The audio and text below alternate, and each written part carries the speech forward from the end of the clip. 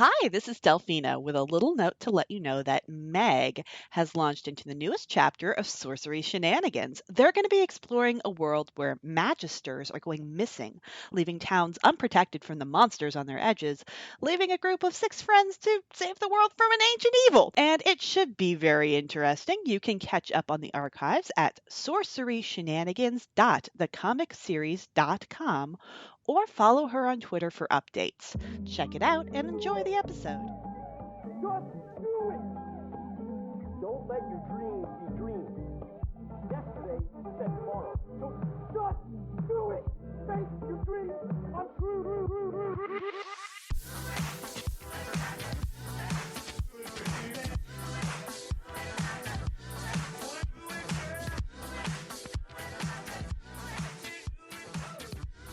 Hello, and welcome to Screen Tones, where we talk about anything and everything webcomics. Today, we're going to be talking about lore and how to keep track of it.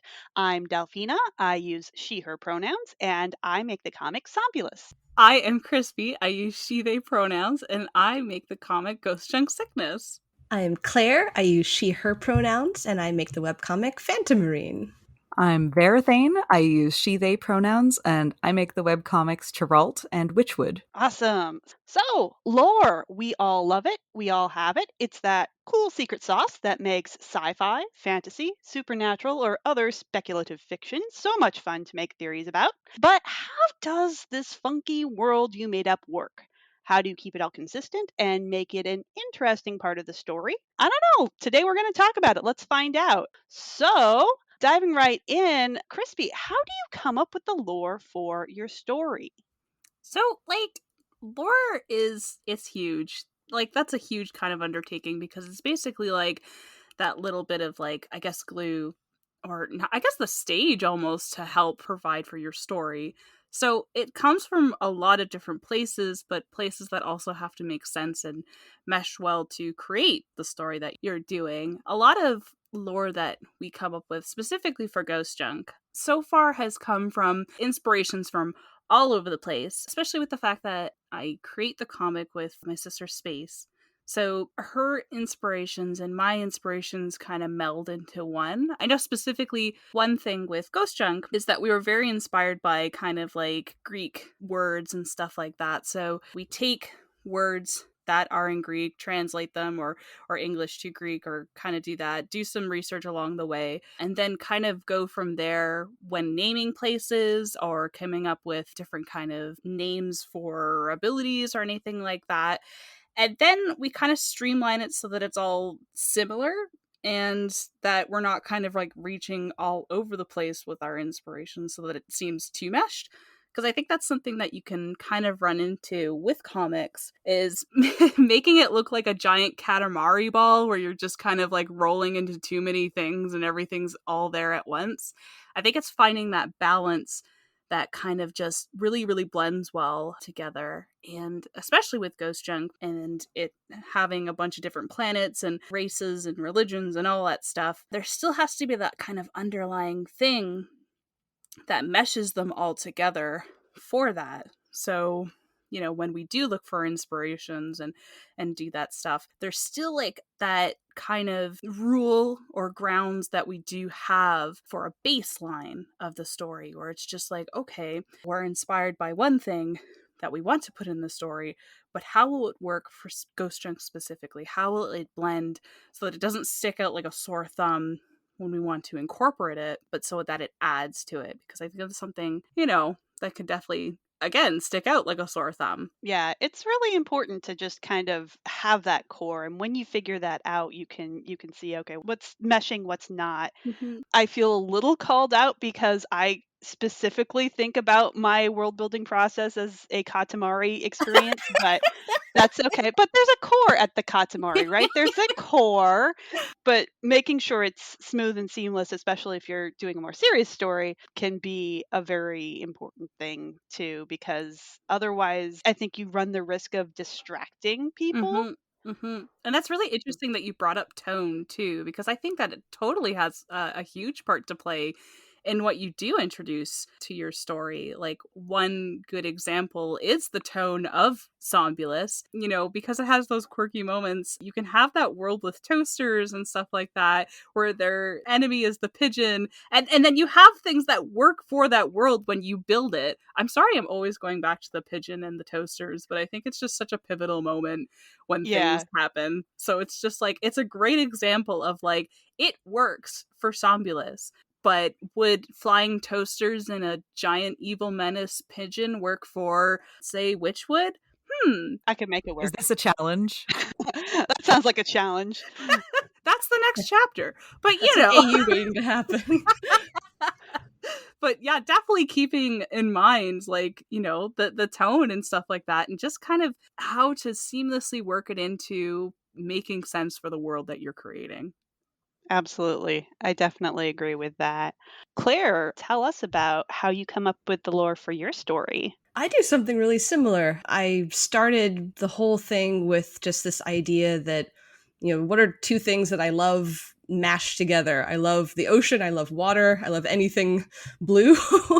And then I also love spooky things. I like, things that talk about death or loss, or, I do like stuff involving skeletons and ghosts.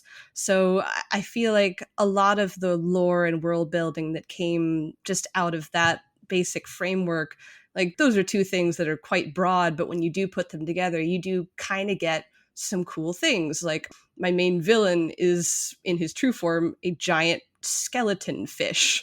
Like things like that, where you're just like, okay, I have this world, I like these things. What are some elements that I can get out of kind of mashing up the various elements of it? And then, it all kind of, goes out from there, where you've got, what kind of factions are here? Everybody's kind of a seafaring group.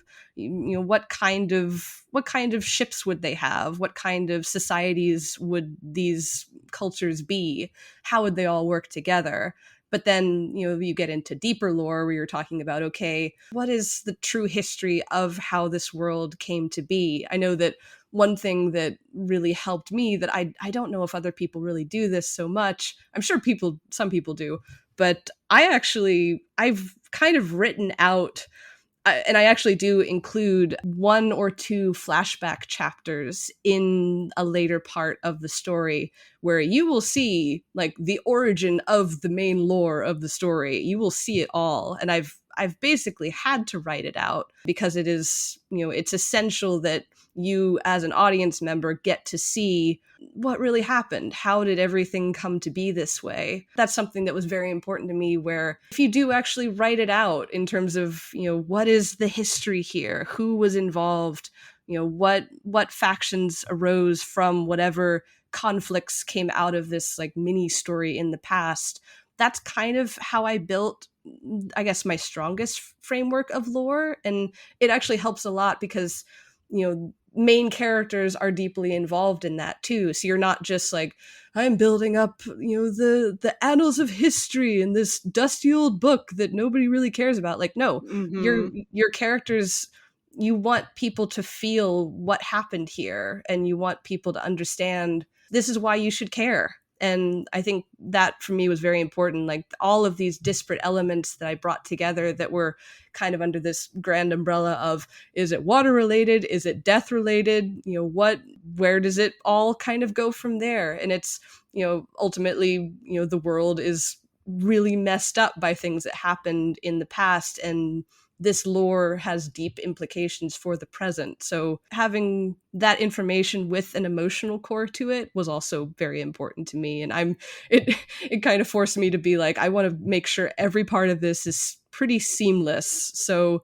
really, yeah, actually forcing yourself to go back and be like, what was it really like back then when all of this was established? Like that was helpful for me. And I wonder how many people actually do that. Like writing the prequel kind of was cool.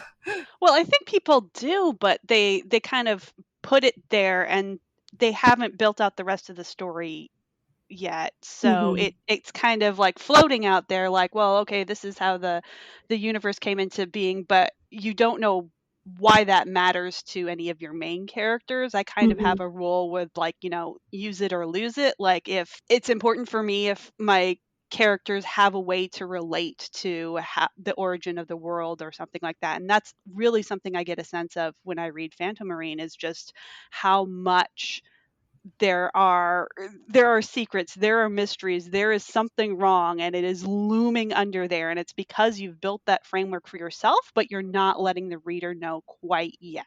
Thank you. That's what I hoped for. It is beautifully like put in too with Phantom Marine, and you can totally tell, like what Delphi said, that everything there, even though it's not like evidently in your face, like screaming present, it's still looming, like you said, Delphi. And I think that's just really important to know, that that also helps carry the narrative and the story, and where your readers are kind of going to think about where it's going. It's like on its nice little boat, haha, if I may, kind of Hey. traveling along with that. And it's I think it's just really important to have these things, even if they're not going to be explicitly said in the story, just to have it as a, like, a thread. Like, it's there, it's present, it is that foundation that still gives the bulk and the story that matter. One thing that I do find myself trying to keep in mind is like, I am so excited to get to those flashback chapters that I kind of wonder if like my lore is secretly more important to me than the present. Like, it still all matters. I love all aspects of this story, but it is something where like when I get to that moment, it's going to be juicy just because of all of this stuff that I've built up. But just in terms of like, oh God, I care so much about where this all came from, that you do have to, I think most people probably don't have this problem so much, but I could write a whole book about, what came before.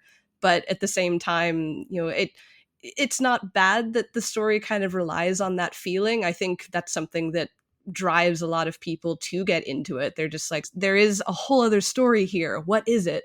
But I know for me, I do have to kind of pace myself and say, okay, you have to build things up, in the present world. You have to explain things.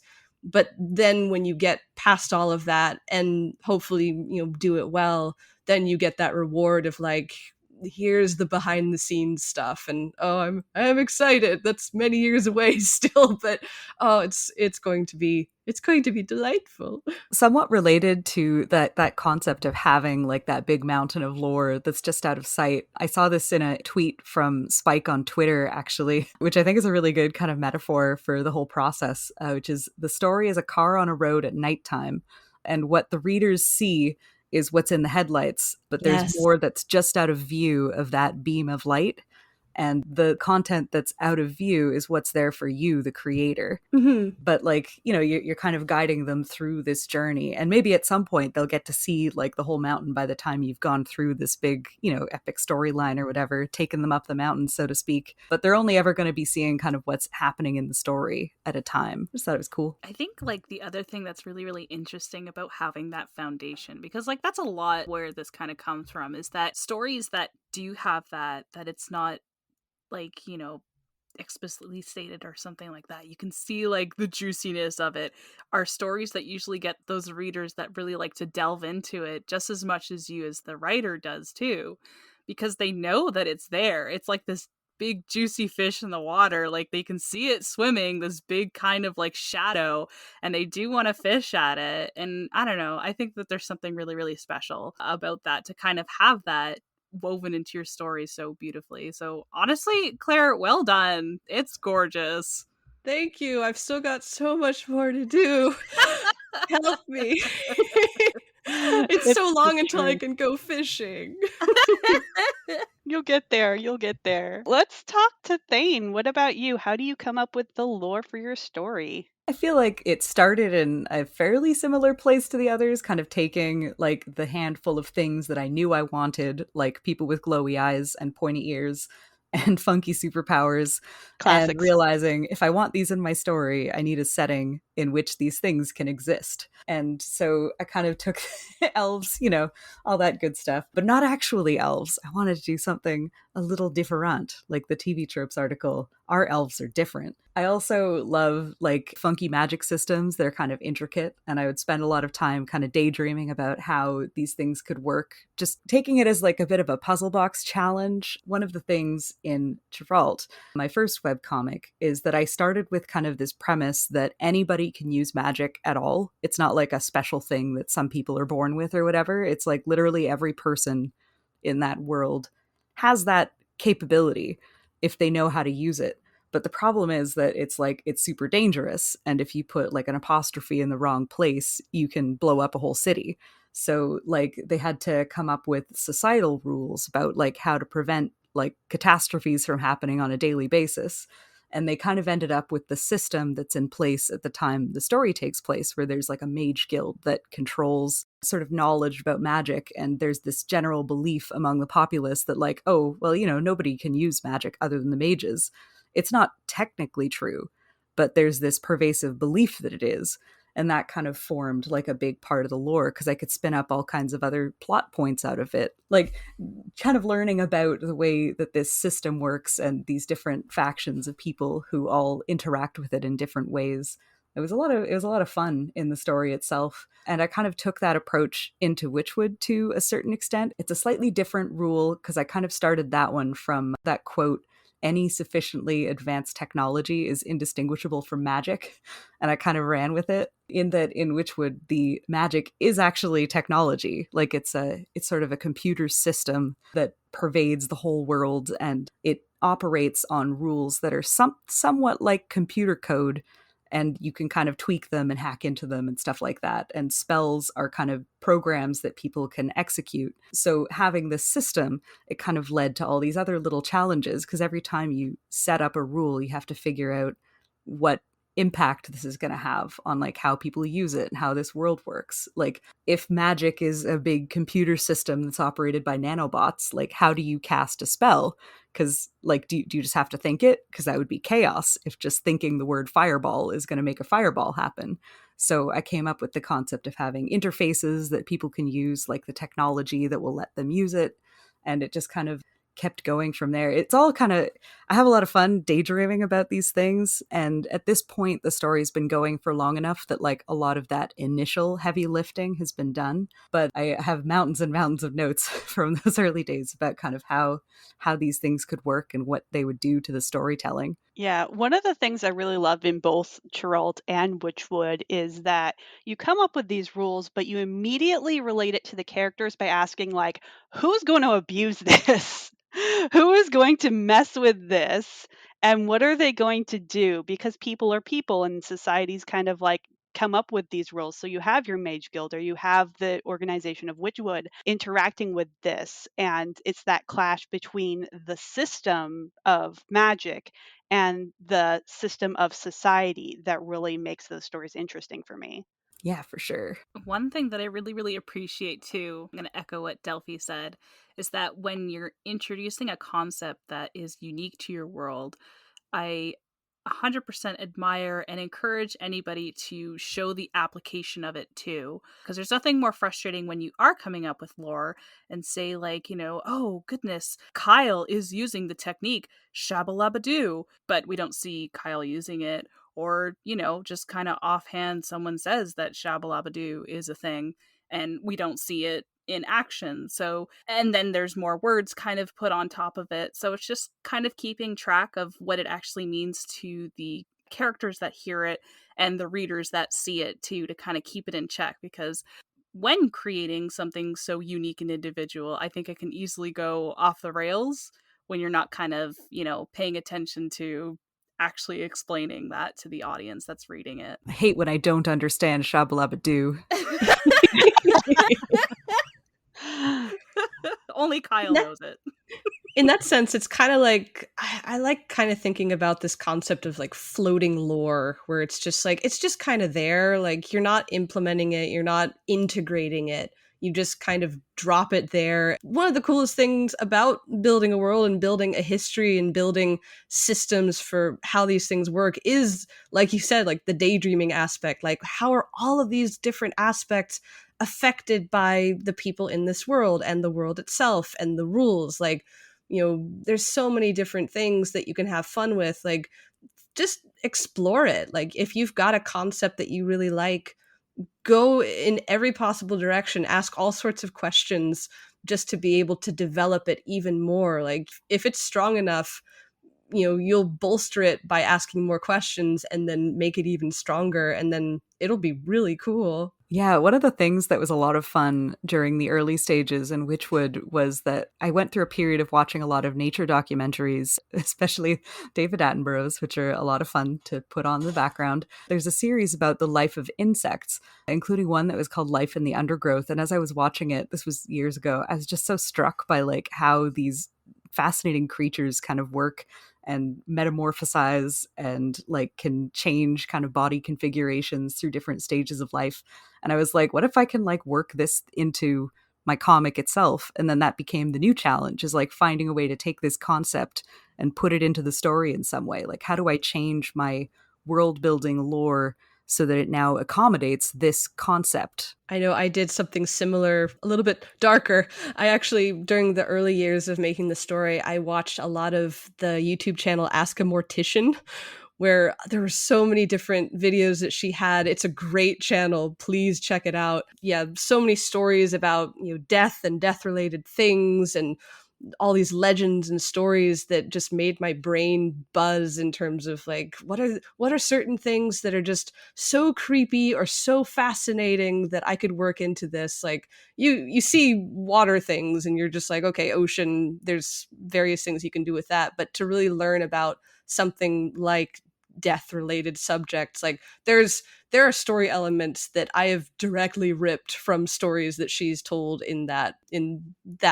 series of videos. And I am just like, as soon as I get to those points, I will tell people this is where it came from, because it's really fun that way. Yeah, I think the elegance of starting with like ocean or ghosts and spooky, like you find the things that fit in that Venn diagram and you figure out like how they play with each other. And that's just so cool to me. For me, growing up, I was really super inspired by JRPG video games like Chrono Trigger and Final Fantasy and Secret of Mana, video games that were like you could have like a little racing mini game or goofy Esper summons alongside some like really big cool magic and like moving emotional stories. So that's what I wanted for Somnolus. A lot of it came up with like starting with a core character and asking a lot of what if questions and seeing how weird I could make the answers. So, what if there was a big immortal dude? He was very powerful. He was an undefeated warrior. What would be the thing that defeats him? Existentialism. Okay, he's been around for 700 years. That's where I figured he has a big family or something like that, but all the laws of his kingdom, everything that he's built, were all based around I need to find my successor. I need to find the one that can defeat me because I am so bored. So I try to have fun with it. Like Thane, another thing I love is magic systems. Essence is sort of my main magic system, and one culture really relies on doing everything with Essence and one culture believes it's really doing irreparable damage to everything around them. And for both cultures, all of their laws and values are based around that. And they're at odds, they're clashing, they're kind of in a standstill and fighting each other on various fronts in the background. But everything I think of for those cultures really comes from I have to use magic for this. I cannot use magic for this. And to Crispy's point about the Katamari stuff, a lot of my brainstorming does look like that. I figure out one rule and then roll that around like a terrible Katamari, collecting as many random things as I can to support it and just like try to get as out there as I can with it because that's exciting for me. That delights me. And it's a marathon, not a race, so I have to make it fun for myself. Like my favorite screensaver in the 1990s was the one with the flying toasters. So what if there was a world powered by flying toasters? What does a toaster punk world look like? Okay, now I've established toaster punk. What other things does that imply? Like there's they're powered by bread. There's bakeries around and they're defended very harshly. And then there's this giant pigeon that comes around to attack people. Yeah, I have so much fun.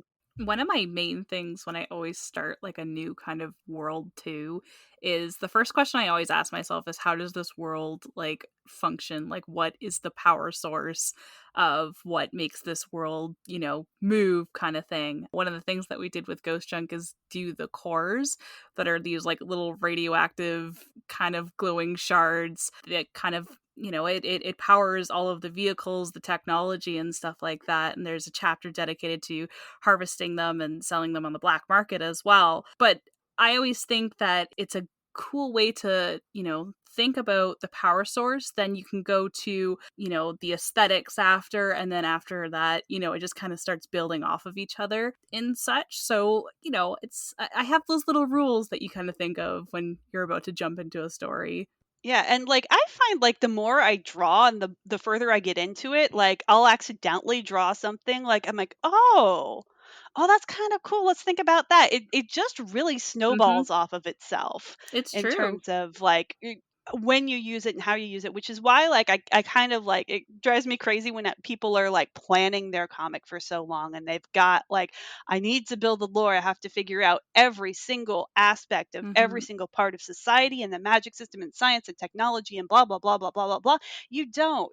Because you're going to find out as you work with the characters, as you go through the plot that you've planned, what matters and what doesn't. And Mm-hmm. like, you're going to make stuff up on the fly. It just happens. Yeah. And that's kind of the beauty and fun of it for me. Yeah, there are so many things I don't know. Like there are elements that readers have asked me that I have to say like I just don't know. Like it doesn't factor into the main story, but at the same time like it's always good to have those sorts of questions because it keeps me thinking about how does this actually factor into things? Is there a reason why this question would unravel things, or would it not? Like is there a suspension of disbelief sort of thing? Like one of my favorite things is people ask like if the ocean is cursed and basically almost everything that goes into the ocean is dead, you've got a serious lack of like cyanobacteria in the water, does that mean nobody can breathe? And I'm Oh, just no. and Uh-oh. I have to sit there and I'm just like, you know what? You are making a very valid point. I did not plan for that. So we'll put a pin in that. We'll come back. But I'm in reality, I'm just like, nah, there's no explanation for that. And it's fine too. Like there's some things where it's just like, rule of cool. Like if it's cool, you don't have to explain Mm-hmm. absolutely every bit around it. You can do your best, and I think it's good to try just so you're not like, I just do it just because. Woo. Mm-hmm. But I think there are certain things where, like you said, like there's some things that you draw or that you come up with or that you want to draw where you're just like, that's really cool. I want to build something around that. And sometimes you do kind of build rickety scaffolding around it and you're just like, I want to include this but I don't know how yet. But just the process of creating does give you that inspiration. There are so many things I didn't have at the beginning, at the very first page, that now are essential parts of the story. So yeah, world building and lore building and writing all of this encyclopedic stuff down is lovely, and I think it's helpful, but I think ultimately so much of it just comes from diving in and building it piece by piece. I absolutely agree. Like, and talking about that, like, how do you keep track of the lore that appears in your comic and make sure that it's all making sense when you put it in there? I'll throw it to Crispy. We actually have several books that contain notes to things that are very like imperative to the comic and the story, like the structures that really, really make sense.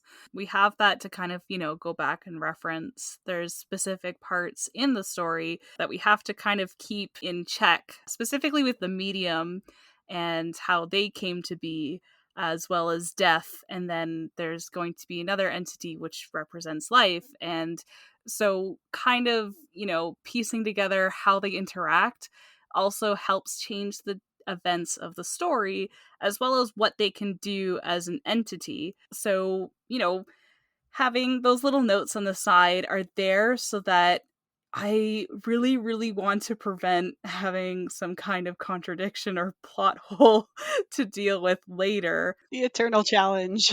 Yeah, it's a hard thing to to prevent sometimes when you have something that is a cosmic being that can do whatever they want, and it's just like, okay, but there still has to be rules for it to make sense, because I think that when you go off the handle, reveals won't be as exciting when things do happen, right? So, we have this document dedicated to the actual real rules that apply to the medium, and then it's actually said in, secret in some parts of the comic that you'd have to get a magnifying glass to see. Secrets.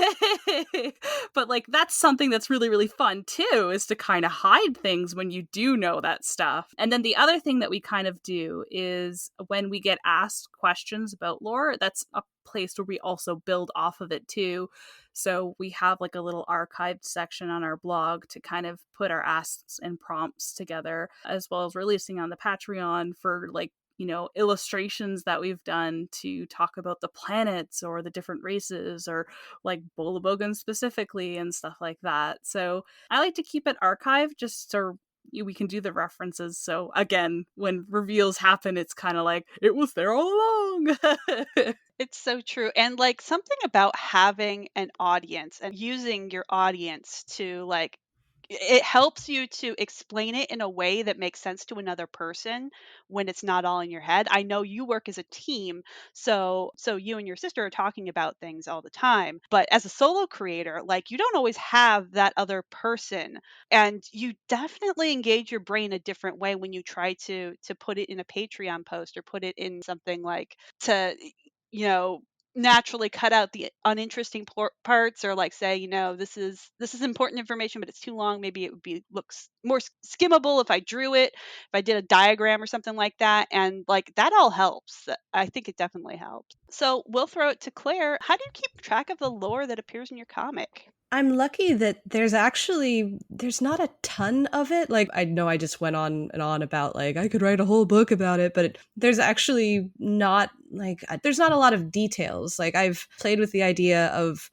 opening up like a private wiki to be able to organize things, because I see some comics do that and I think it's Ooh. really really cool. Like, but I'm always just like, I don't know if I would have enough. Like, maybe a lot of it is really honestly just in my head. I've got some Google Docs and notes. I've got so many notes on my phone that like I'm walking around town and I just have an idea and I'm like, "Oh my gosh," and I have to write it down. And it kind of all comes down there. Like, I don't have it consolidated in a single place. The most that I've done is these little lore pages that I have in between my chapters now, where it helps the readers, it helps me. There's certain bits that have come out of the writing of those lore pages that didn't exist before, where I, if I really need to sit down and come up with answers to some of these questions people have, that it is a good way to do it. But yeah, I am certainly not as organized as I probably should be, and yet it's one of those things where, again, I'm so steeped in that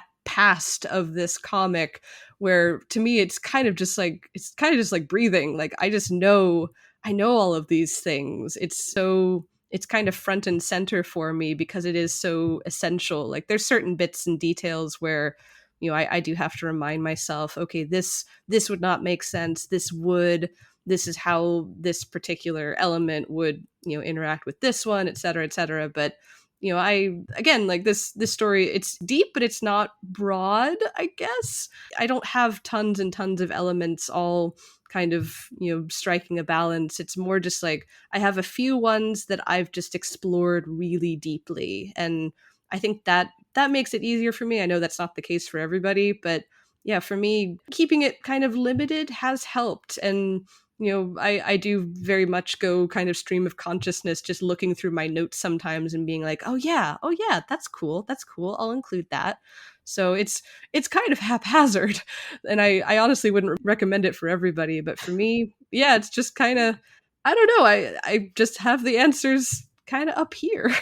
Yeah. Well, I think the beauty of having like what really happened in the background of Phantom Marine, and like what things that you're going for in terms of tone, you can deduce things. So maybe you don't have all the details like right away, but you can say, well, logically from my core, this would be how it have to work, wouldn't it? Like Mhm. that's how I kind of find myself thinking. Yeah, and like again, this is all kind of it's a pretty homogenous world. Like you've got different quote unquote nations and you do have, slightly different cultures, but at the end like they all kind of mesh. They're all kind of a soup.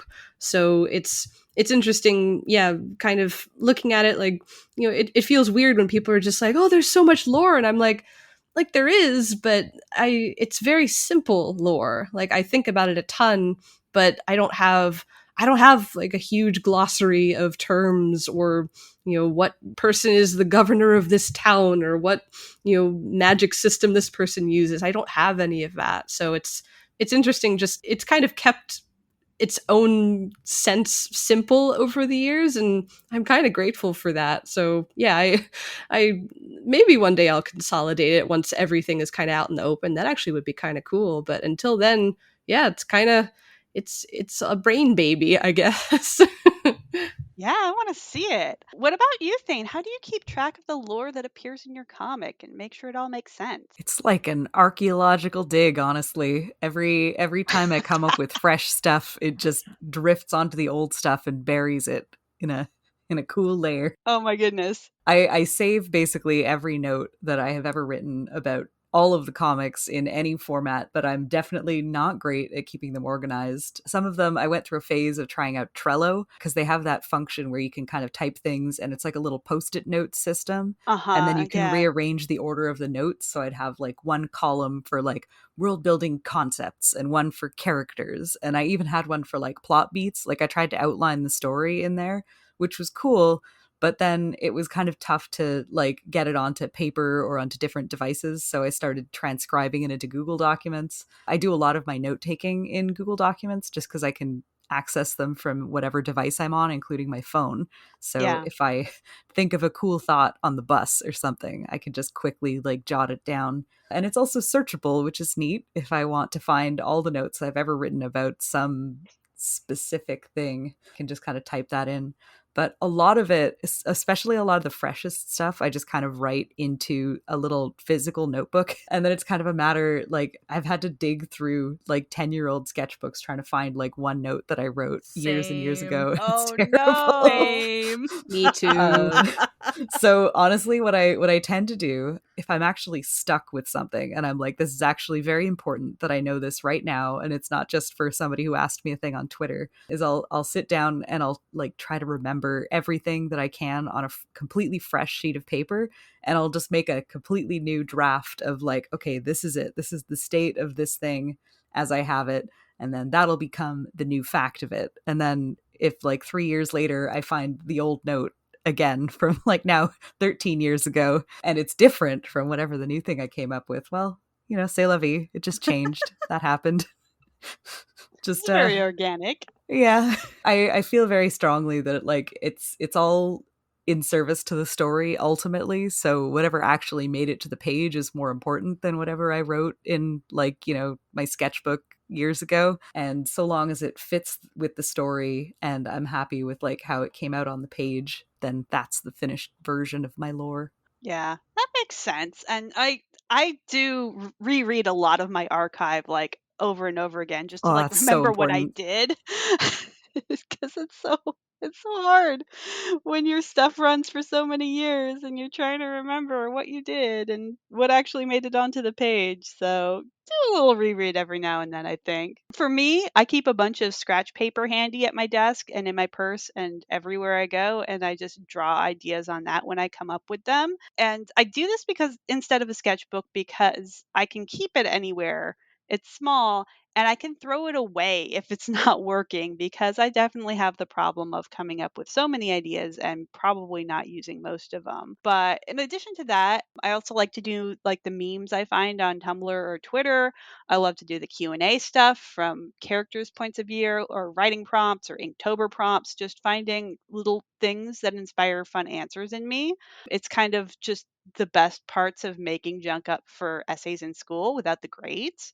And I think a really big important part for documenting that stuff in a way that I can use later is using my graphic design background. Because if I try to write a document as text or like the Trello lists or whatever, I can and do bore myself, and I never reference it again because it looks like a big block of text. And one of the things that you learn when you study graphic design is how to make information interesting and compelling and digestible for an audience. So by treating it like I need to come up with this world, but I need to design it like a travel brochure to explain what this world's primary aspects are, I can engage my designer brain and I can explain. I'm trying to explain it to another person. I'm trying to make it look like a brochure. It can't be too long because brochures are very small. And maybe I can look at travel brochures and emulate what they do.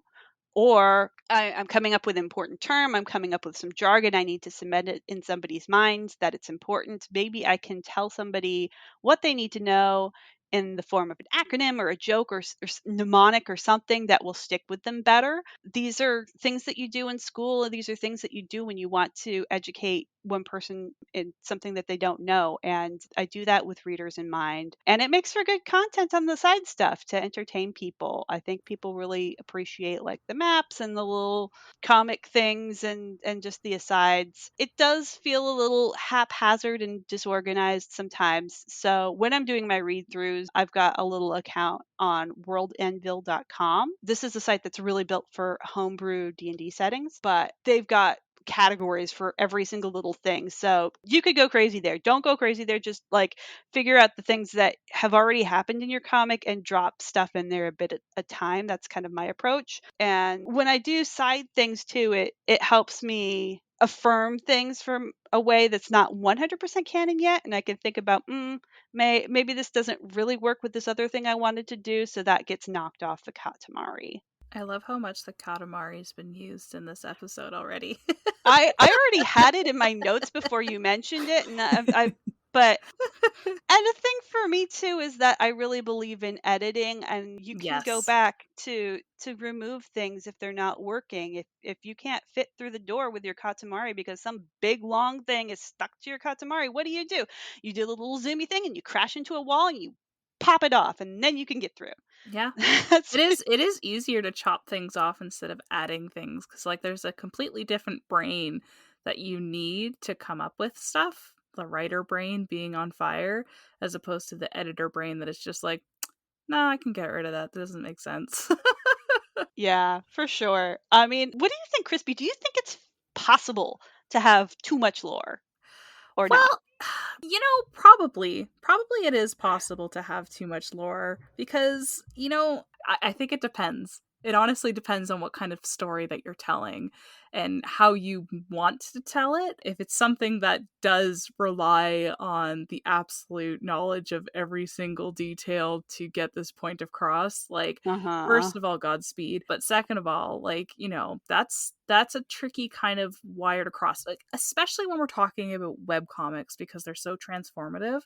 I think that when you go into building something so tight and too much, the mountain too tall, I think it has a tendency to also change because you're changing as a person as you're writing and producing this with the years that you're going to be making this. So I don't know. I think that that could be a kind of tricky little wire to cross. Yeah, especially when you're first starting out, you're a creator, you're trying to think about like what you need for your world building. Like it's that, yeah. I mean, what's your advice around like trying to balance that?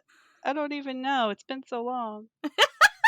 Well, funny enough, Claire had mentioned earlier in this episode, it's just like don't write down like she doesn't write down like a glossary or doesn't have a glossary or whatever. In our newest story that we're creating, we opened a document and it made a glossary for herself. Yep. But I mean, like, we were writing these things, and as things are happening, things have terms for certain things, and it's just like, okay, so oh my gosh, like our next story is going to be more magical than Ghost Junk, and it's going to have these magical characters that have these abilities, and they can go into this other world called the Mindscape, and there's also a place called the Amalgam, which is an amalgamation of the Mindscapes. And then there's also these other factions that are like wraiths. And it's just like, oh, wait, I'm getting confused with what everything is. And I have to be able to tell that to the readers so that they can comprehend it too. So I'm just like, we we need a glossary Hmm. so that I don't cross wires or, come up with something that contradicts what it actually is, kind of thing. Well, one of the things too is that when you're saying something like amalgam or it's a real word. It's Yes. not like a fakey word that you made up and that you have to kind of like Yeah. explain Yeah. too hard. I already have some sort of idea of what that might involve. Mm-hmm. And I think that's like a big thing that I would recommend to people starting out. Like, try to come up with words that are related. Maybe you use like a Greek root or something like that. I mean, like Harry Potter is full of that kind of stuff, but like where you can kind of like, even if you didn't read the glossary, even if you don't know as a reader, you can deduce it. Yeah, yeah. It's basically having its own little kind of pillars just in case you do have a lot of different language to kind of throw in at that. I definitely agree with that. Well, overuse of made up fantasy words is one of those things that is kind of like a famous trope of Is like that? fiction. Yeah, in a way Oh. there's examples of like the opening paragraph from really schlocky like fantasy or sci-fi novels where Mm-hmm. it just opens with like Hroklatar has Oh been no. delegated the Yes. fourth chipsnar of land of Booglestart or something, and it's like Yes. just front loading it like, every sentence has at least five unfamiliar Yeah. made up fantasy words in it, and I I'm not keen on that style of storytelling. And one of the things that I did, possibly going too far in the other direction, is that even in Witchwood, where like my magic system is almost explicitly not actually magic, I still call it magic, just like just cuz. Yep, yep. I have essence manipulation, and like I really quickly found out like what is the difference between that and magic? Like maybe if we just call it magic sometimes. I don't know, but Essence manipulation still sounds kind of like what it is, though. Like you hear it and you sort of get that like you're Yeah. manipulating the essence of a thing. Like it's descriptive and it makes sense when you hear the term itself. yeah. But also when you're making a web comic and you're trying to type it in a word bubble that fits in your panels, it's kind of a butt. So True. oh my I think to that end, like talking about again, also having too much lore, like I think there are some stories where that is a feature. Like Mm-hmm. you do have some of these stories where there can be an encyclopedia of just if you want to know more about this world, I've got it for you. Like it's oh right yeah. here. Like like that meme of slapping a car. Like I can fit so much lore in this baby. Like I think it just depends on what kind of experience you have funneling that lore into a story that people will care about. Like I think about Tolkien, like, prime example where you've just got so much information. You've got languages, multiple languages. You've got so many different things about every single location and every single character. But at the same time, like he started simply, like, in a hole in the ground there lived a hobbit. Like what is a hobbit? I don't know. We'll find out. But you kind of get this feeling of like, yeah, where could this go from here? And then it just builds on from there. So I think it depends on how much expertise you have in juggling all of that information. So I think my advice is usually keep it simple. Like you can Mm-hmm. always start simple and then build and build as you go along. Like there's nothing wrong with starting with very basic terminology, very basic imagery, like as long as you're starting with something that will draw people in, like they will stay for cool characters and cool story elements. And then you can be like, all right, do you want the juicy extra stuff? And they're like, yes, yes, give it Yeah. to me.